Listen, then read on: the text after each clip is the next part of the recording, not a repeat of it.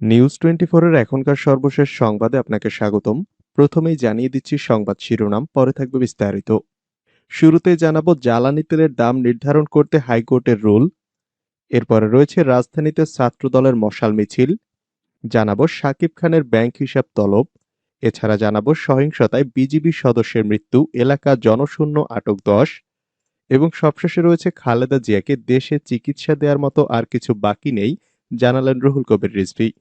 পুরো খবর পেতে ভিডিওটি শেষ পর্যন্ত দেখুন। সর্বশেষ সংবাদ পেতে চ্যানেলটি সাবস্ক্রাইব করুন। এবার বিস্তারিত। জ্বালানি তেলের দাম নির্ধারণ করতে হাইকোর্টের রুল। ডিজেল ও কেরোসিন সহ অন্যান্য পেট্রোলিয়াম জাতীয় জ্বালানি তেলের দাম নির্ধারণে কেন আদেশ দেওয়া হবে না তা জানতে চেয়ে রুল জারি করেছেন হাইকোর্ট।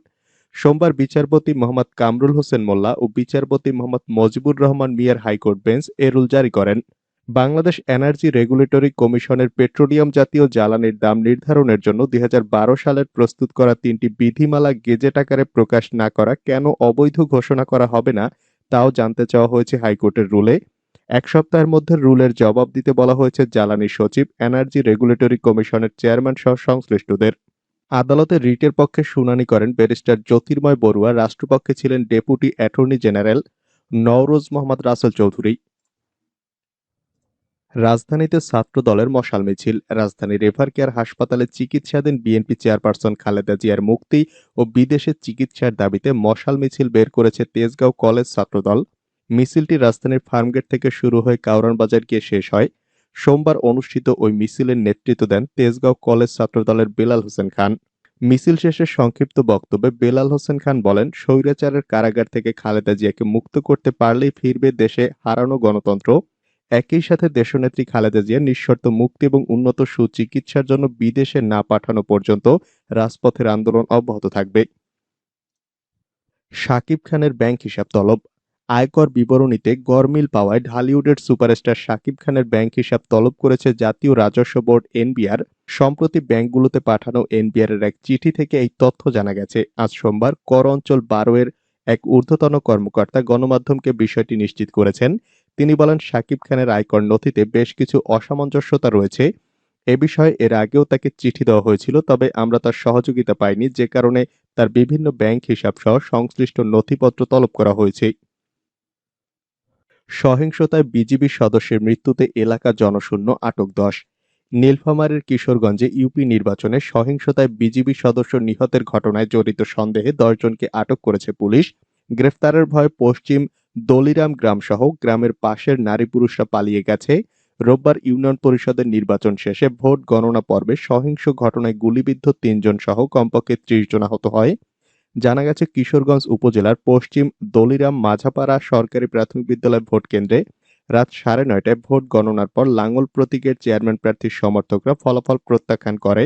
পরে কর্মরত পোলিং প্রিজাইডিং অফিসার ও আইন শৃঙ্খলা রক্ষাকারী বাহিনীর সদস্যদেরকে তারা অবরুদ্ধ করে রাখে। এক পর্যায়ে সমর্থকদের সাথে আইন শৃঙ্খলা রক্ষাকারী বাহিনীর সংঘর্ষ হলে পুলিশ পরিস্থিতি নিয়ন্ত্রণে গুলি ও রাবার বুলেট ছোড়ে।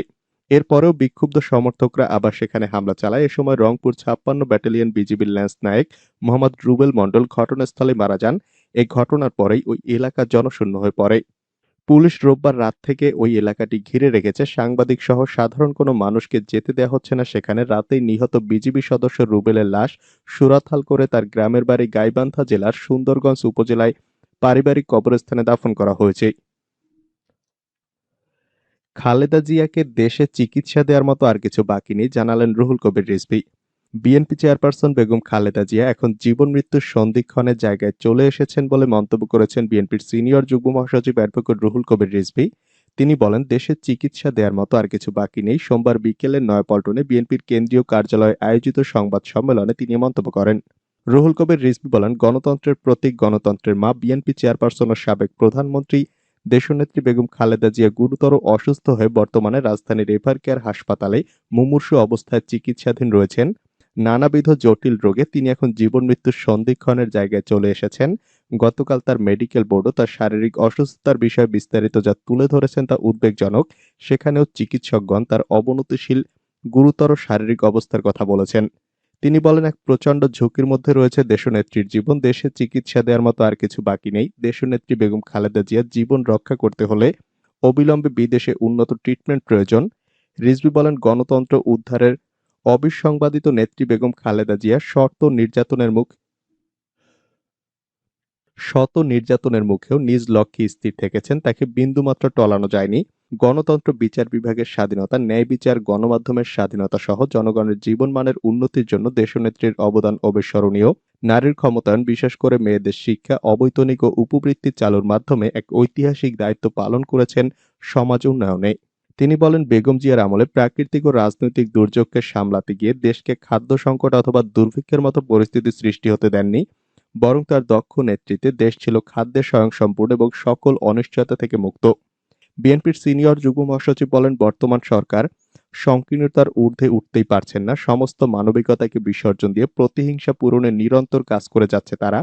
বাংলাদেশ থেকে স্বচ্ছ ও অবাধ নির্বাচন, গণতান্ত্রিক ব্যবস্থা, অংশগ্রহণমূলক রাজনীতি, মৌলিক মানবাধিকার, মানবিক মর্যাদা, অন্যের প্রতি সম্মান মুছে ফেলার জন্যই দেশের গণতন্ত্রের প্রতি গুরুতর অসুস্থ দেশনেত্রী বেগম খালেদা জিয়াকে তিলে তিলে মৃত্যুর খাদের দিকে টেনে নিয়ে যাচ্ছে।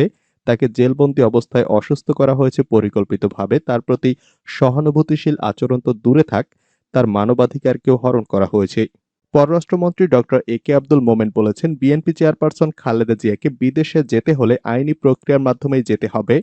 সোমবার রাষ্ট্রীয় অতিথি ভবন পদ্মায় সাংবাদিকদের মুখোমুখি হয়ে একথা বলেন তিনি। এর আগে সেখানে বিভিন্ন দেশের কূটনৈতিকদের সঙ্গে বৈঠক করেন পররাষ্ট্রমন্ত্রী ডক্টর এ.কে আব্দুল মোমেন।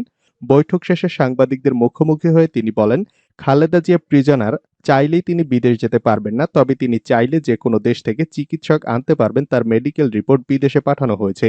বৈঠকে বিদেশি কূটনৈতিকদের সঙ্গে কোভিড পরিস্থিতি, এলডিসি থেকে উত্তরণ, রোহিঙ্গা সংকট নিয়ে আলোচনা হয়েছে। এছাড়া বৈঠকে খালেদা জিয়ার চিকিৎসা নিয়েও তাদের সঙ্গে আলোচনা হয়। নারায়ণগঞ্জে বিএনপি ছাত্রলীগ সংঘর্ষে মহিলা দলের নেত্রীসহ আহত ৮। নারায়ণগঞ্জের আড়াইহাজারে বিএনপি ও ছাত্রলীগ নেতাকর্মীদের সংঘর্ষে মহিলা দলের নেত্রী পারভিন আক্তার সহ ৮ জন আহত হয়েছেন।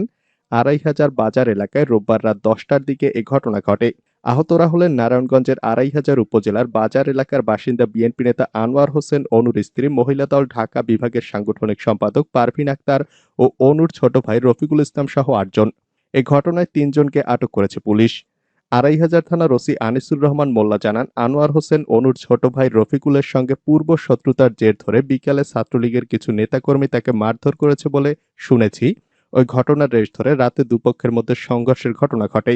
খবর পেয়ে পুলিশ ঘটনাস্থলে গিয়ে পরিস্থিতি নিয়ন্ত্রণে আনতে কয়েক রাউন্ড রাবার বুলেট ও টিয়ার শেল ছুড়ে ঘটনাস্থল থেকে বেনু, সাদ্দাম ও রাসেল নামে ৩ জনকে আটক করা হয়েছে। বর্তমানে পরিস্থিতি শান্ত রয়েছে বলে জানান পুলিশের ওই কর্মকর্তা। হেফাজত মহাসচিব মাওলানা নুরুল ইসলাম আর নেই। হেফাজত ইসলাম বাংলাদেশের মহাসচিব মাওলানা নুরুল ইসলাম ইন্তেকাল করেছেন। ইন্না লিল্লাহি ওয়া ইন্না ইলাইহি রাজিউন। সোমবার দুপুর ১২টার দিকে রাজধানীর ল্যাবিড হাসপাতালে চিকিৎসাধীন অবস্থায় তিনি ইন্তেকাল করেছেন। মাওলানা নুরুল ইসলামের ছেলে মাওলানা খালিদ বিন নূর তার বাবার মৃত্যুর বিষয়টি নিশ্চিত করেছেন। এর আগে গত শনিবার রাত ৯টার দিকে হঠাৎ অসুস্থ হয়ে পড়লে তাকে রাজধানীর ল্যাবিড হাসপাতালে ভর্তি করা হয়। তার ছেলে মাওলানা রাশেদ বিন নূর জানিয়েছেন, হেফাজতের ওলামা মাশায়েখ সম্মেলন বাস্তবায়নে তার বাবা খুবই ব্যস্ত ছিলেন। অতিমাত্রায় দুশ্চিন্তা ও বিশ্রামহীনতার কারণে হঠাৎ হার্ট অ্যাটাক করেন। এরপর চিকিৎসার জন্য রাজধানীর ল্যাবেড হাসপাতালে ভর্তি করা হয়েছে। রাতেই তাকে লাইফ সাপোর্টে নেওয়া হয়েছিল। মাওলানা নুরুল ইসলাম ঢাকার খিলগাঁও মাকজানুল উলুম মাদ্রাসার মুহতামিম ছিলেন। ২০২০ সালের ২৬ ডিসেম্বর তিনি হেফাজত ইসলাম বাংলাদেশের মহাসচিব নির্বাচিত হন। হেফাজত মহাসচিবের ইন্তেকালে চরমোনাই পীরের শোক। হেফাজত ইসলাম বাংলাদেশের মহাসচিব আল্লামা নুরুল ইসলাম জিহাদির ইন্তেকালে গভীর শোক প্রকাশ করে মরহুমের মাগফিরাত কামনা করেছেন ইসলামী আন্দোলন বাংলাদেশের মুফতি সৈয়দ মোহাম্মদ রেজাউল করিম পীর চরমোনাই। এক শোকবার্তায় পীর চরমোনাই বলেন, আল্লামা নুরুল ইসলাম জিহাদি একজন বরেণ্য ও প্রথিতযশা আলেমে দ্বীন ও শায়খুল হাদিস ছিলেন। তিনি ইসলাম, দেশ ও মানবতার পক্ষে কাজ করে গেছেন। ফেরকায়ে বাতিলা, বিশেষ করে মহানবী হযরত মুহাম্মদ সাল্লাল্লাহু আলাইহি সাল্লামের দুশমন কাদিয়ানী বিরোধী আন্দোলনে অন্যতম ভূমিকা পালন করেছেন। তিনি হেফাজতে ইসলামের মহাসচিব নির্বাচিত হয়ে সব স্তরের আলেমদের সঙ্গে সুসম্পর্ক বজায় রাখতে আন্তরিক চেষ্টা করেছেন। তিনি চরমোনাই বার্ষিক মাহফিলে অংশগ্রহণ করে মুসলিম উম্মার উদ্দেশ্যে মূল্যবান বয়ান করেছেন। চরমোনাই পীর বলেন, মহান রব্বুল আলামিন এ মহান বুজুর্গের সকল নেক কাজকে কবুল করে জান্নাতের সর্বোচ্চ মর্যাদা দান করুন। সেই সাথে পরিবার পরিজন, আত্মীয় স্বজন, বন্ধু বান্ধব, ছাত্র শিক্ষক, ভক্ত অনুরক্ত সবাইকে সবর করার তৌফিক দান করুন। সরকারের দয়ামায়া বলতে কিছু নেই, মন্তব্য রুহুল কবির রিজভীর। বিএনপির সিনিয়র যুগ্ম মহাসচিব অ্যাডভোকেট রুহুল কবির রিজভী বলেছেন, দেশের সবাই খালেদা জিয়ার সুচিকিৎসা নিশ্চিতের দাবি তুলছে, কিন্তু অবৈধ সরকার কোনো কিছুই কর্ণপাত করছেন না। ফ্যাসিবাদের সকল স্বরূপ নিয়ে আত্মপ্রকাশ করেছে তারা, দয়ামায়া মানবতা বলতে কিছু নেই তাদের। সোমবার দুপুরে রাজধানীর শান্তিনগর বাজারে খালেদা জিয়ার মুক্তি ও দ্রব্যমূল্যের ঊর্ধ্বগতির প্রতিবাদে স্বেচ্ছাসেবক দলের লিফলেট বিতরণ কর্মসূচিতে তিনি এসব কথা বলেন। রুহুল কবির রিজভী বলেন, খালেদা জিয়ার চিকিৎসা পাওয়ার মৌলিক অধিকার হরণ করেছে সরকার। খুনের আসামির সাজা মওকুফ করলেও গণতন্ত্রের নেত্রীর মুক্তি মিলছে না, কারণ সরকার গণতন্ত্রের নেত্রী বেগম খালেদা জিয়াকে ভয় পায়, তাই বেগম খালেদা জিয়াকে মুক্তি দিচ্ছে না। তিনি বলেন, বেগম খালেদা জিয়াকে এই মুহূর্তে উন্নত চিকিৎসার জন্য বিদেশে নেওয়া প্রয়োজন। মেডিকেল বোর্ডের বক্তব্য গুরুত্বের সঙ্গে নেওয়া উচিত সরকারের।